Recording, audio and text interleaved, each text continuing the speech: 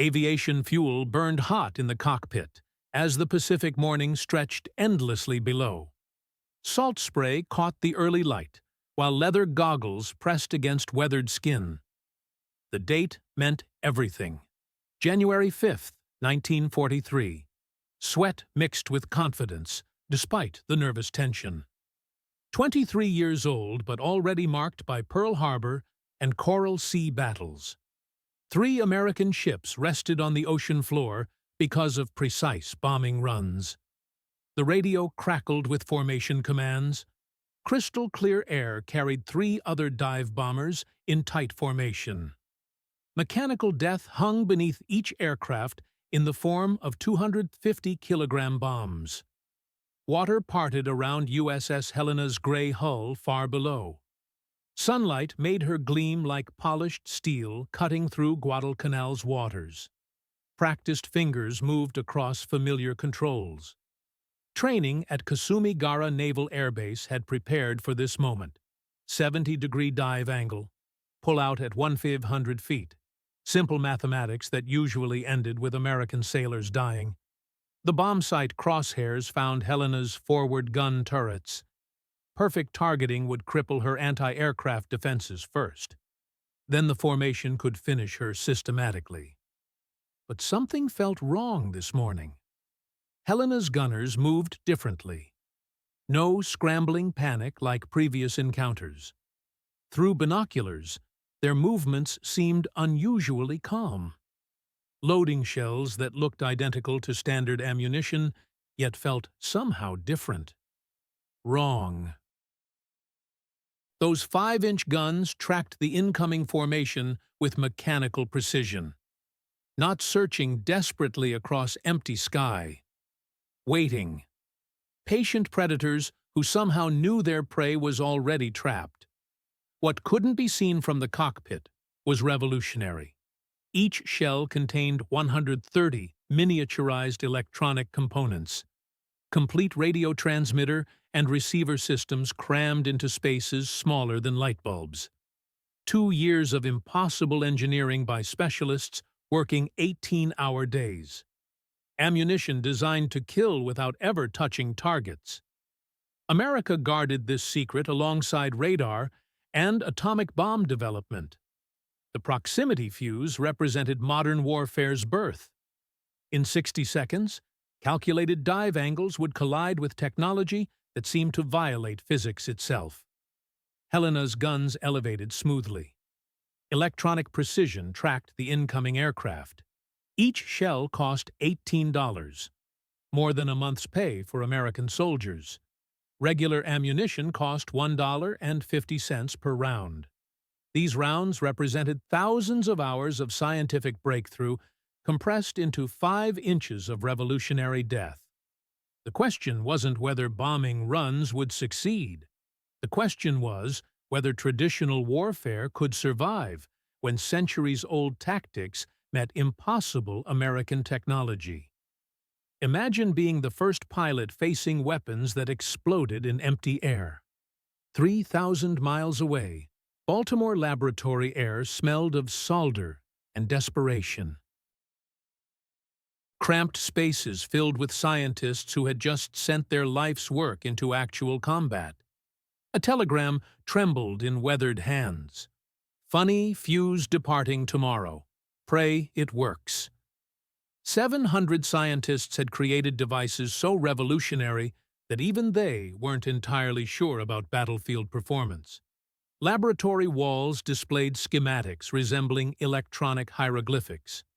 Radio circuits small enough for artillery shells. Vacuum tubes tiny enough to survive crushing G-forces from cannon fire. Technology pushed 1940s engineering beyond every known limitation. The motto above the desk read clearly, "I don't want any damn fool to save money. I only want him to save time." Time. America's scarcest resource as Japanese kamikaze attacks intensified across the Pacific theater. Helena's crew handled proximity shells like precious artifacts. Metal casings felt identical to standard ammunition. Inside, lurked something that defied naval warfare knowledge. Complete miniature radar systems, transmitters that would broadcast radio waves, detect aircraft within 70 feet, and detonate automatically. "Sir," whispered a young seaman, "how do we know these things actually work?" Weathered hands traced the shell's smooth surface carefully. "Son, if they don't work, we're about to become very dead heroes." The formation approached through morning sky that tasted of salt and anticipated victory. Wingtips, nearly touched in precision flying learned through thousands of training hours. Family photographs nestled inside flight suits alongside final letters home. Not from expected death, but because dying honorably for the Emperor transformed death into sacred duty. "Target bearing 092, came the steady report, despite racing heartbeats. Helena grew larger in the windscreen. Anti-aircraft guns swiveled to track the approach. Standard defensive patterns. Predictable behavior. American gunners always panicked when facing determined dive bomber attacks. They sprayed ammunition wildly, hoping for lucky hits that rarely came. Except Helena's gunners weren't panicking today. 3 major naval battles had taught hard lessons about aerial combat's desperate mathematics. Thousands of shells fired for precious few hits achieved.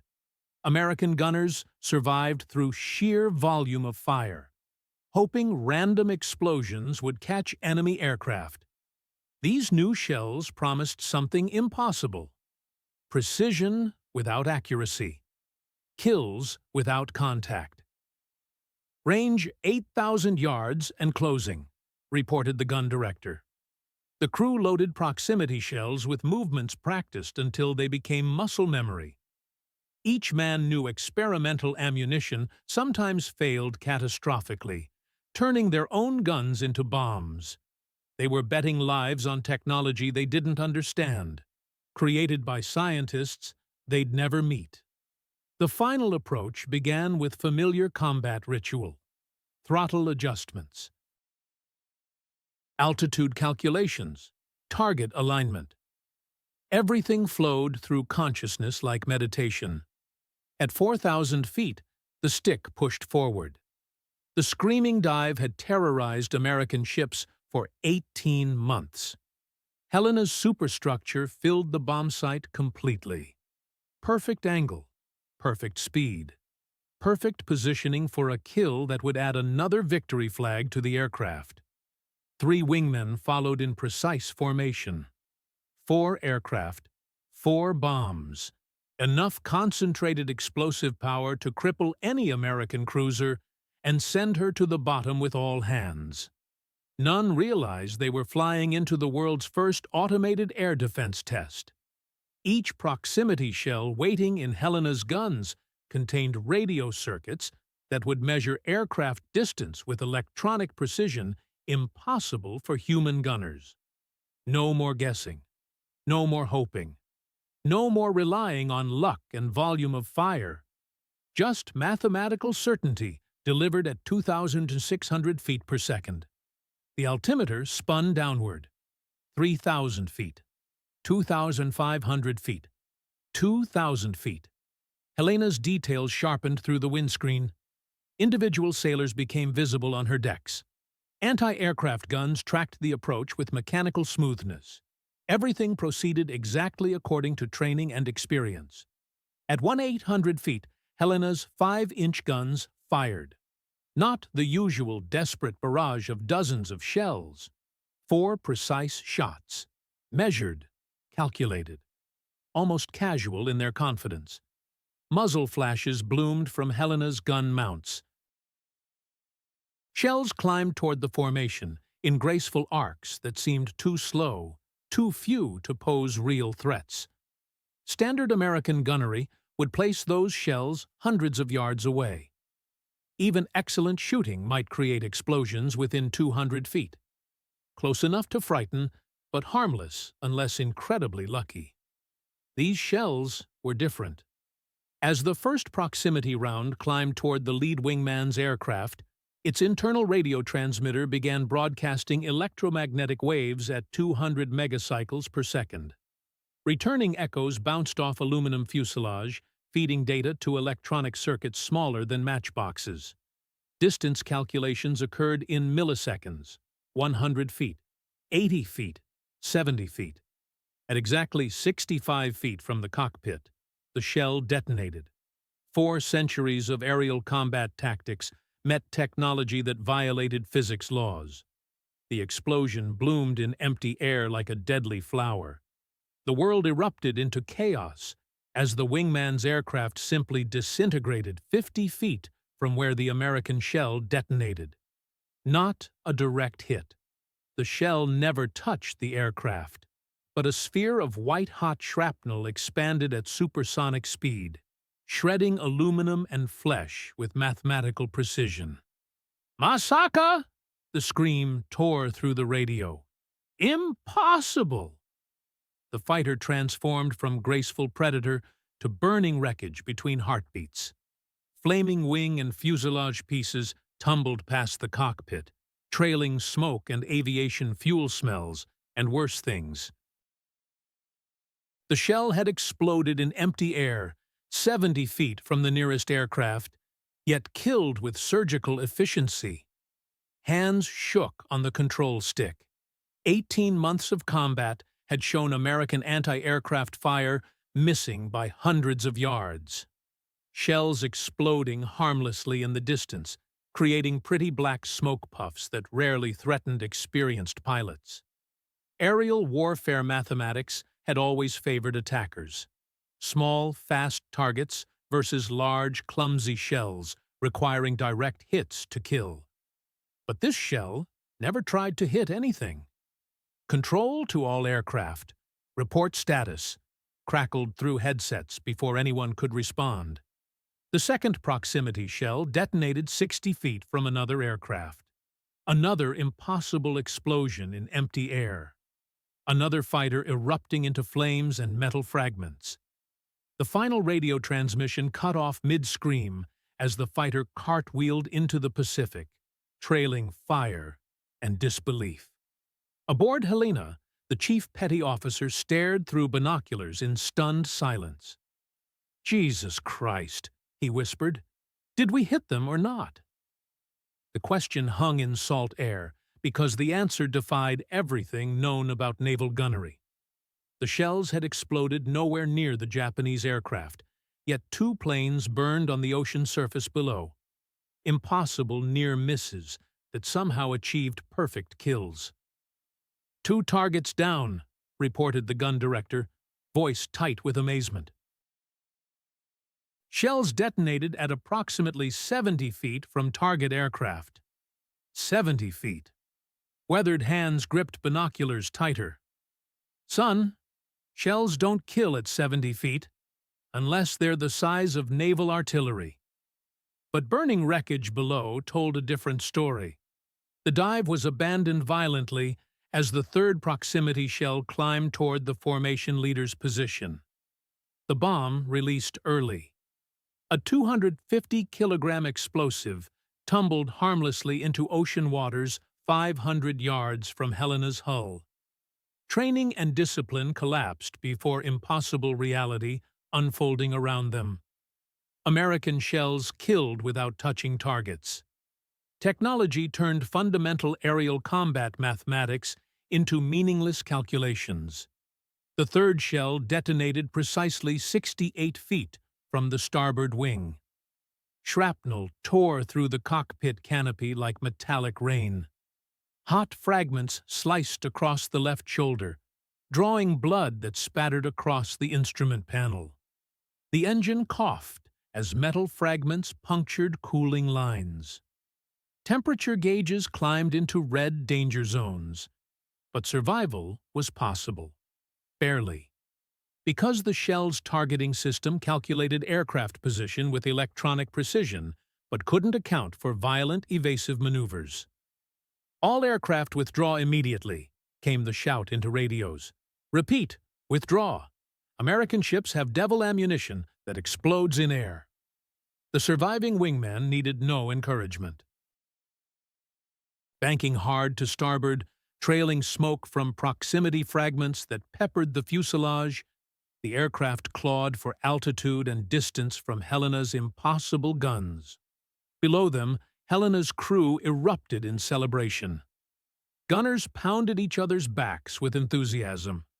"Chief, did you see that? 2 kills with 4 shots. 4 goddamn shots." But celebration died as implications hit home. If American ships could kill aircraft with shells that didn't need direct hits, every assumption about naval air defense required rewriting. The desperate mathematics governing Pacific warfare, dozens of guns firing thousands of shells to achieve single kills, had just become obsolete. "Get me the captain," came the hoarse order. "He needs to know what just happened here." The preliminary action report trembled in the captain's hands. 2 confirmed aircraft kills achieved with 4 proximity shells. Standard ammunition would have required hundreds of rounds for similar results, if any results at all. The numbers defied sense. According to everything the U.S. Navy knew about anti-aircraft warfare, this was impossible. "Chief," the captain's voice carried across Helena's bridge, "are you telling me our shells exploded 70 feet from enemy aircraft and still achieved kills?" "Yes, sir. Like they had some kind of invisible reach. Shells that somehow knew exactly where the Japanese were flying." What the captain couldn't know, what no one aboard Helena realized, was that they'd just witnessed modern automated warfare's birth. The proximity fuse represented more than revolutionary ammunition. It was humanity's first glimpse of weapons that think electronically, calculate mathematically, and kill with precision impossible for human operators. Miles above the Pacific, the damaged aircraft limped toward Japanese-held airspace. Consciousness wavered as radio reports crackled with frantic accounts from other formations encountering similar impossible American technology. Shells exploding in empty air around our aircraft. 2 fighters lost to near-miss detonations. Americans using phantom ammunition that kills without contact. Each report confirmed the terrifying realization. Traditional dive-bombing tactics had become suicide missions overnight. Aircraft that survived by exploiting American gunnery limitations now faced weapons with no limitations except radio wave speed itself. The instrument panel flickered as damaged electrical systems failed one by one. Oil pressure dropping. Coolant temperature climbing past red lines. Engine cylinders misfiring from shrapnel damage. But the dying aircraft was forced toward home base, driven by desperate need to report what had been witnessed. At Henderson Field, Japanese intelligence officers listened to the debriefing with expressions ranging from skepticism to horror. Shells that explode in empty air. Impossible American accuracy achieved without direct hits. Technology that transforms near misses into perfect kills. "Lieutenant," interrupted the commander, "you're claiming American gunners can detonate shells at precise distances from aircraft without physical contact?" The bandaged shoulder throbbed as the pilot leaned forward. "Sir, I watched it happen. Aircraft destroyed by shells that exploded 50 feet away. Pilots killed by near-miss detonations. Our traditional tactics are useless against this technology." Silence filled the briefing room as implications sank in. If American ships possessed ammunition that killed through proximity rather than direct impact, Japanese air attacks must evolve or face annihilation. The mathematical advantages that made dive bombing effective, small target profiles, high-speed approaches, brief exposure windows, became meaningless against weapons that created spheres of destruction in 3-dimensional space. "What are your recommendations, Lieutenant?" Battle damage photographs spread across the briefing table, shrapnel patterns that made no sense. kill mechanisms that defied traditional warfare logic, evidence of American technology that seemed decades ahead of anything Imperial Japan possessed. "Sir," came the quiet response, "we must assume American ships can kill any aircraft approaching within conventional attack parameters. Traditional dive bombing and torpedo runs have become impossible. If we continue attacking American vessels with current tactics, we will lose every aircraft we send. How do you fight an enemy whose weapons have evolved beyond warfare's fundamental rules?" 6 months later, orders arrived confirming worst fears. The Imperial Navy was abandoning conventional air attacks entirely, implementing desperate new strategy born from encounters with impossible American technology. Kamikaze missions, suicide attacks designed to overwhelm proximity fuses through sheer numbers and willingness to die. "The Americans' Devil ammunition cannot stop aircraft determined to crash into their ships," explained the commander during the final briefing. "Their shells require time to calculate distance and detonate. We will deny them that time through ultimate sacrifice." Hands trembled, reading final orders.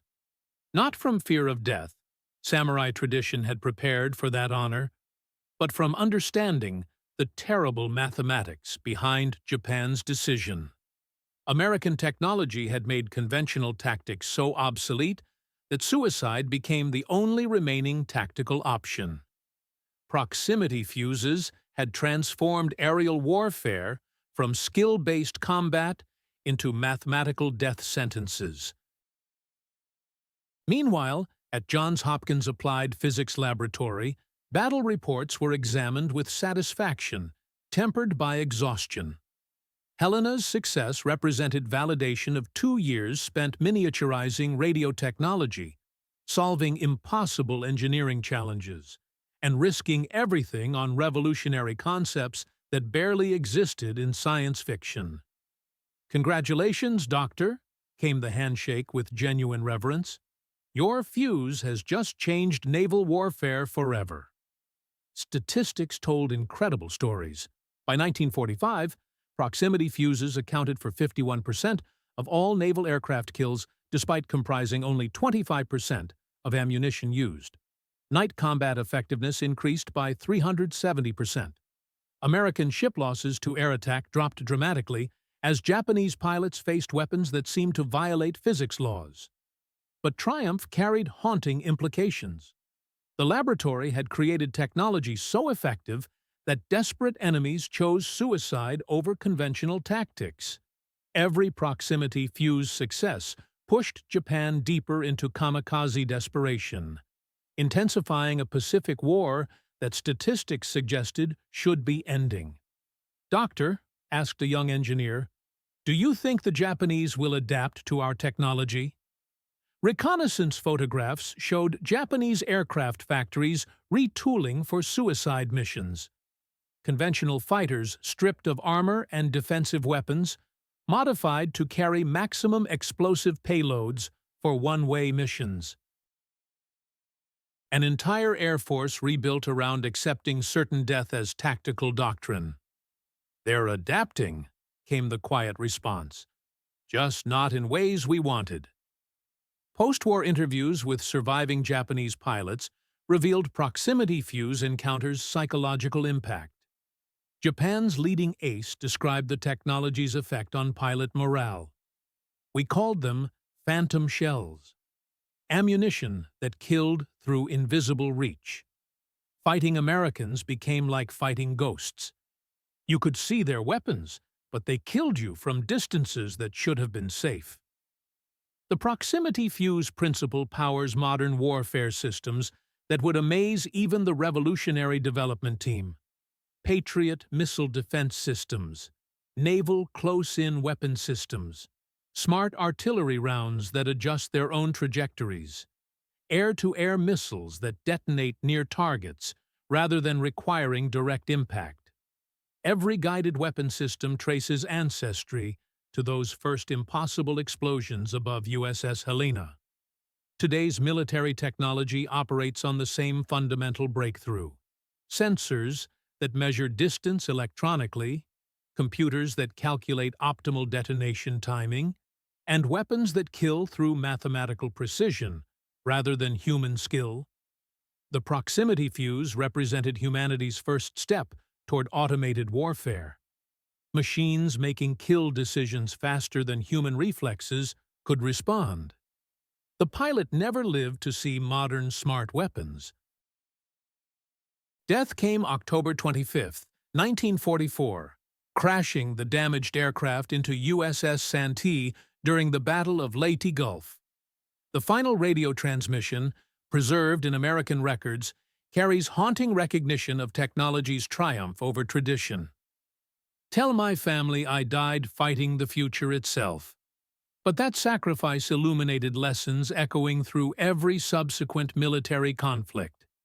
Technological breakthroughs can transform warfare overnight, making centuries of tactical knowledge obsolete between heartbeats. Nations that fail to innovate don't just lose battles, they face extinction. The proximity fuse saved thousands of American sailors' lives by making air attacks suicidal rather than merely dangerous. It shortened World War II by months, possibly years, reducing casualties on all sides through technological superiority that made continued resistance mathematically impossible. Yet it also demonstrated technology's darkest capability, pushing desperate enemies toward increasingly extreme tactics. When conventional warfare becomes impossible, human creativity turns toward unconventional horror. Proximity fuses created kamikaze attacks. Smart bombs inspire improvised explosive devices. Every defensive breakthrough generates offensive innovations designed to neutralize technological advantages. The next time military technology development makes headlines, remember the pilot staring at shells exploding in empty air, realizing his world of predictable tactics had collided with humanity's leap into electronic warfare. What other impossible technologies are being developed in secret laboratories today, waiting to revolutionize tomorrow's conflicts in ways we cannot yet imagine? That morning over the Pacific changed everything. Traditional warfare died in those impossible explosions. Modern automated combat was born in the space between heartbeats. The future of military technology emerged from shells that killed without ever touching their targets, proving that in warfare, the most dangerous enemy is often the one you never see coming.